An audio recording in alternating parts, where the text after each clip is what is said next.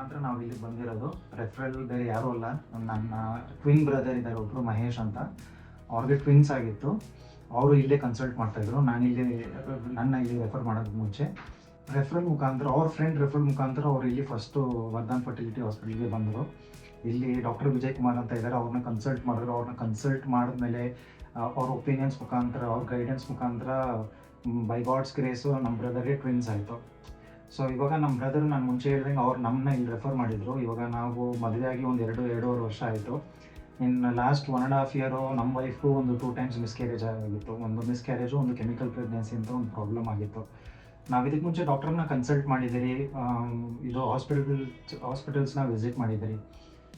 ನಮಗೆ ದೊಡ್ಡ ಚಾಲೆಂಜ್ ಇದ್ದಿದ್ದೇನು ಅಂದರೆ, ನಾವು ಹಾಸ್ಪಿಟಲ್ ವಿಸಿಟ್ ಮಾಡಬೇಕಾದ್ರೆ, ಇಲ್ಲಾಂದರೆ ನಾವು ಡಾಕ್ಟರ್ಸ್ನ ವಿಸಿಟ್ ಮಾಡಬೇಕಾದ್ರೆ ಅವ್ರು ನಾವೇನು ಹೇಳ್ತೀರಿ ಅದ್ರ ಕೇಳೋದ್ರಲ್ಲಿ ಇಂಟ್ರೆಸ್ಟ್ ಅಷ್ಟೊಂದು ತೋರಿಸ್ತಿದ್ದಿಲ್ಲ. ಏನಂದ್ರೆ ಅವ್ರಿಗೆ ಏನು ಹೇಳಬೇಕು, ಓಕೆ ನಿಮಗೆ ಕೆಮಿಕಲ್ ಪ್ರೆಗ್ನೆನ್ಸಿ, ಇದು ಮಿಸ್ಕ್ಯಾರೇಜ್ ಇದೆಯಾ, ಒಂದು ಕೆಲಸ ಮಾಡಿ ಈ ಟ್ಯಾಬ್ಲೆಟ್ ತೊಗೊಳ್ಳಿ, ಒಂದು ಕೆಲಸ ಮಾಡಿ ಈ ಡಯಟನ್ನು ಮಾಡ್ಕೊಳ್ಳಿ ಅಂತ ನಿಮ್ಗೆ ಅಡ್ವೈಸ್ ಮಾಡೋರು.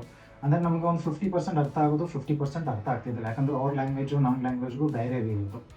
ಸೊ ಇವಾಗ ಒಂದು ಲಾಸ್ಟ್ 6 months ನಾವು ನಮ್ಮ ಬ್ರದರು ನಮ್ಗೆ ಅಡ್ವೈಸ್ ಮಾಡಿದ್ರು, ಇಲ್ಲಿ ಹೋಗಿ ಇಲ್ಲಿ ನೀವು ಒಂದು ಸತಿ ಕನ್ಸಲ್ಟ್ ಮಾಡಿ, ಅದಾದಮೇಲೆ ನೀವು ಡಿಸೈಡ್ ಮಾಡಿ ಕಂಟಿನ್ಯೂ ಮಾಡೋದು ಬೇಡ ಅಂತ. ಸೊ ಇವಾಗ ನಾವು ಒಂದು ಆಲ್ಮೋಸ್ಟ್ 4.5 months ಇಲ್ಲಿ ವರ್ಧನ್ ಫರ್ಟಿಲಿಟಿ ಹತ್ರ ಬರ್ತಾ ಇದ್ದೀವಿ, ಇವ್ರ ಹತ್ರ ಕನ್ಸಲ್ಟ್ ಮಾಡ್ತೀವಿ. ಸ್ಪೆಷಲಿ ನಾವು ಫಸ್ಟ್ ಟೈಮ್ ವಿಸಿಟ್ ಮಾಡುವಾಗ ನಾವು ಡಾಕ್ಟರ್ ವಿಜಯ್ ಕುಮಾರ್ ಅವ್ರನ್ನೇ ನಾವು ಕನ್ಸಲ್ಟ್ ಮಾಡಿದ್ದು. ಅವರು ಫಸ್ಟ್ ಮೀಟಿಂಗಲ್ಲೇ ಒಂದು 30 minutes ನಮ್ಮ ಹತ್ರ ಮಾತಾಡಿದ್ರು. ಸೊ ಇವಾಗ ಲಾಸ್ಟ್ 4 months ಅವ್ರು ಏನು ನಮಗೆ ಗೈಡೆನ್ಸ್ ಕೊಡ್ತಾ ಇದ್ದಾರೆ, ಅದ್ರ ಪ್ರಕಾರನೇ ಇವಾಗ ನಮ್ಮ ವೈಫ್ ಪ್ರೆಗ್ನೆಂಟ್ ಇದ್ದಾರೆ. ಒಂದು 4.5 months ನಡೀತಾ ಇದೆ. ಅವ್ರಿಗೆ ಏನು ಕಾಂಪ್ಲಿಕೇಶನ್ಸ್ ಇಲ್ಲ. ಸೊ ಇದು ಪ್ರೆಗ್ನೆಂಟ್ ಇದ್ದಾರಲ್ಲ ಸರ್, 4.5 months ಹೇಳ್ತಾ ಇದ್ದಾರೆ, ಇದು ನ್ಯಾಚುರಲ್ ಆಗಿದೆ ಇಲ್ಲ IVF ಟ್ರೀಟ್ಮೆಂಟಾ ಇಲ್ಲ ಹೇಗೆ? ನ್ಯಾಚುರಲ್ ಆಗಿ. Very good. ಸೊ ಡಾಕ್ಟರು ನಮಗೆ ಅಡ್ವೈಸ್ ಮಾಡಿದ್ರು, ಏನು ನೀವು ಫುಡ್ ಇಂಟೇಕ್ ಮಾಡ್ಬೋದು, ಈ ಫುಡ್ ಇಂಟೇಕ್ ಮಾಡಿದ್ರೆ ನಿಮ್ಗೆ ಏನು ಪ್ರೋಟೀನ್ ಸಿಗುತ್ತೆ, ಏನು ಕ್ಯಾಲ್ಸಿಯಂ ಸಿಗುತ್ತೆ, ನೀವೇನು ಎಕ್ಸಸೈಸ್ ಮಾಡ್ಬೋದು, ಏನು ಮಾಡಬಾರ್ದು, ಇದನ್ನೆಲ್ಲ ನಮಗೆ ಒಂದು ಸಿಂಪಲಾಗಿ ಒಂದು ಪ್ಲ್ಯಾನ್ ಮಾಡಿಕೊಟ್ರೆ, ಇದನ್ನು ಫಾಲೋ ಮಾಡಿ ನೀವೇನು ಎಕ್ಸ್ಟ್ರಾ ಮಾಡೋದು ನೀವು ನ್ಯಾಚುರಲ್ ಆಗಿ ಕನ್ಸೀವ್ ಆಗ್ಬೋದು. ಈ ಮಿಸ್ಕ್ಯಾರೇಜಸ್ ಆಗಿದೆ ಅಂತ ನೀವು ತಲೆಯಲ್ಲಿ ಇಟ್ಕೊಂಬಿಡಿ.